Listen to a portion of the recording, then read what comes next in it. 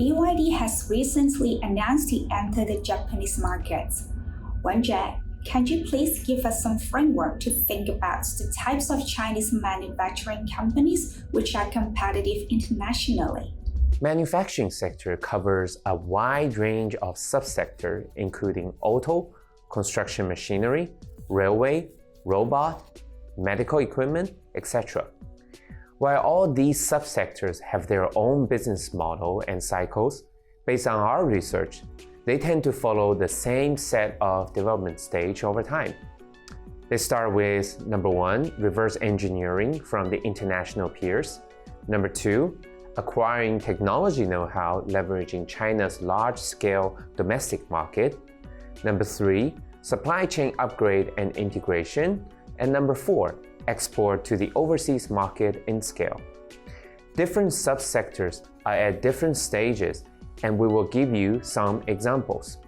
Medical equipment sector is a subsector that the Chinese manufacturing companies are still in the reverse engineering stage. These companies provide equipment such as computed tomography or CT scanning.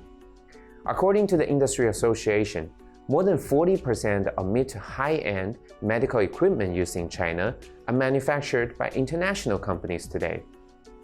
The Chinese domestic makers are reverse engineering the equipment and catching up quickly. In recent years, there have been some breakthrough made by the Chinese startups founded by so-called Haiguis, meaning Chinese nationals who have returned to China after a career at international companies and research institutes. For example, in orthokeratology, Alltech China has over 30% market share. The Chinese electric vehicle or EV sector is at the stage where the Chinese companies are acquiring technology know-how from international players by leveraging their large-scale domestic market.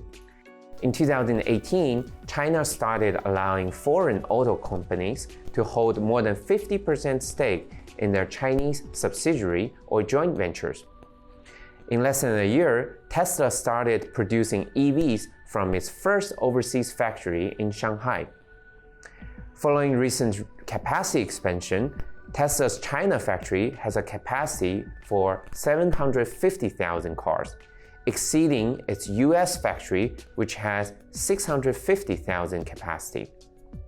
The EV industry is still at the early stage with an annual sales volume below 5 million units globally, or 6% of the demand in 2021. The Chinese auto industry accounts for 1/3 of the global market.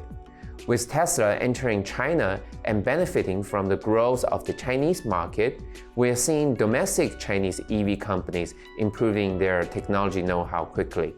The robot sector is at the stage where Chinese companies started to integrate and upgrade the supply chain. I remember during my early career as an analyst visiting the Chinese robotic companies, the factory workers were repainting the robots they bought from the international peers and pretended as if these were made by themselves. Fast forward 15 years, Chinese domestic robotic maker such as Aston is emerging. Among the top 4 international industrial robot companies, one of them is now under the umbrella of Midea Group, which is a Chinese home appliance company. In recent years, Chinese domestic core component manufacturers are replacing the international suppliers, such as Shenzhen Innovance in inverter, OPT in machine vision, and Leader Harmonics Drive in gearing. The construction machinery sector is at the stage where Chinese companies are taking share from the international players. The Chinese construction machinery sector benefited from the fast growth of the domestic market for a decade. Over the last 10 years, they started acquiring international companies, including Putzmeister from Germany in 2012. Today, the Chinese construction machinery companies are taking market share from Komatsu and Caterpillar. In Indonesia, Sunny Heavy has over 20% market share, which is as big as Komatsu. Do you think the Chinese automakers will be successful in taking the market share globally? What are the investment implications? We believe Chinese car makers can take share in the overseas market, but this will take time. Unlike other manufacturing products, auto is a B2C product, so branding matters. It will take time for Chinese makers to build their own distribution channel and consumer awareness. In recent years, we have seen some success by the Chinese automakers in emerging markets, such as Shanghai Auto in Indonesia market. BYD entering the Japanese market is an epoch-making event. Japanese auto industry is competitive globally, and they have more than 90% market share in their home market. Over the last several decades, non-Japanese automakers have never made meaningful success in Japan because of the difficulties in establishing a local franchise and the regulations. Having said that, BYD is entering Japan using its EV product lineup.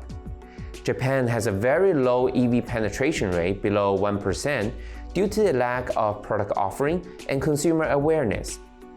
In 2010, Tesla entered the Japanese market, but it was probably too early. Tesla failed to establish a distribution network and is selling only a few thousand cars a year. It will be interesting how much resource BYD is planning to spend in the Japanese market and how Japanese consumer behavior will change after the recent oil price hike.